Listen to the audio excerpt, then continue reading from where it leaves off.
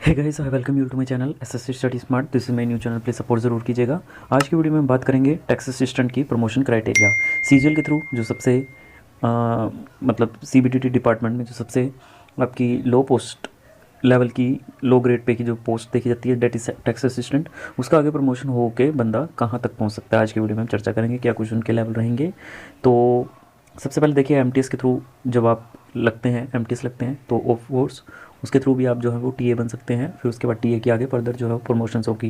लेकिन जो आपके नए रिक्रूटमेंट रूल आए हैं उसने चीज़ों को बहुत ज़्यादा हार्श बना दिया है, ठीक है।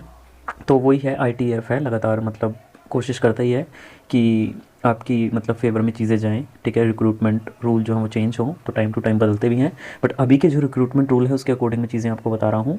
टीए से आप जब ऑफिस सुपरिटेंडेंट लगते हैं तो लगभग आपके 12 साल, 10 से 12 साल तो मिनिमम लगते हैं। पहले बहुत कम लगते थे, बट अभी जो है 10 से 12 साल जो है उसमें मिनिमम लग रही हैं, ठीक है। एक बार मोटा मोटा आपको आइडिया बता देता हूँ।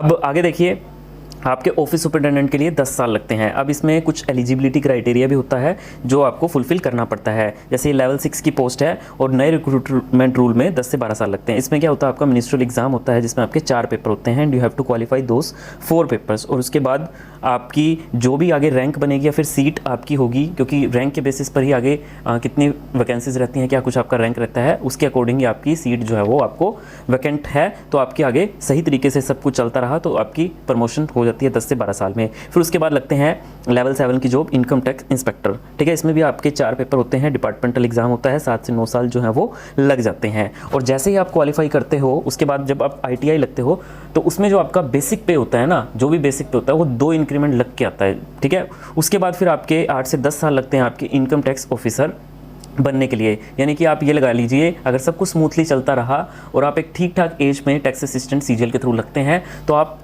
ये श्योर शॉट है कि आप इनकम टैक्स ऑफिसर तक तो डेफिनेटली पहुंच ही जाएंगे, ठीक है। अगर सब कुछ स्मूथली चलता है, आप डिपार्टमेंटल एग्जाम क्लियर करते हैं, वैकेंसी आती रहे। लेकिन इसमें एक कॉन्सेप्ट आता है MACP, ये आपको जानना ज़रूरी है। इसका मतलब होता है मॉडिफाइड एश्योर्ड करियर प्रोग्रेशन। यानी कि अगर आपका टाइम पीरियड हो जाता है, फोर्स करो आपका 10 साल हो जाता है, 20 साल हो जाता है आपको सर्विस करते हुए, लेकिन क्या होता है, सरकार MSP आपका लग जाएगा। भले ही आपका वो ग्रेड मतलब जो आपकी प्रमोशन है, मतलब जिसमें आपका एक लेवल आप ऊपर जाते हो, आपकी जिम्मेदारियां बढ़ती हैं, वो ना मिल करके, लेकिन उसी के बराबर आपको वेतनमान दे दी जाती है, जिसमें आपका लेवल बढ़ा दिया जाता, मतलब ये आपका लेवल आपका मतलब ग्रेड पे बढ़ा दी जाती है, आपकी सैलरी उतनी ही बढ़ा दी जाती है, आपकी बेसिक उतनी ही बढ़ा दी जाती है। तो ये मतलब उसी के लेवल के बराबर की आपको जो इनकम है वो मिलनी स्टार्ट हो जाती है। अगर आपकी किसी भी कारणवश आपकी कोई सीट वैकेंट नहीं रहती लेकिन आपकी सर्विस का टाइम पीरियड हो जाता है तो आपको वेतन उतना ही मिलता है।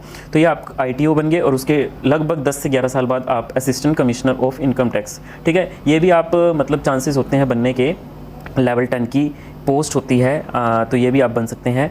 तो ये कुछ आपके करियर एस्पेक्ट हैं टैक्स असिस्टेंट से आपकी इनकम टैक्स। तो जब आप टैक्स असिस्टेंट से assistant commissioner of income tax बनते हैं, सब कुछ स्मूथली चलता रहा, तो ये लगभग आप लगा लीजिए आप मतलब 35 से 36 साल आपको लग जाएंगे ये बनने में, ठीक है।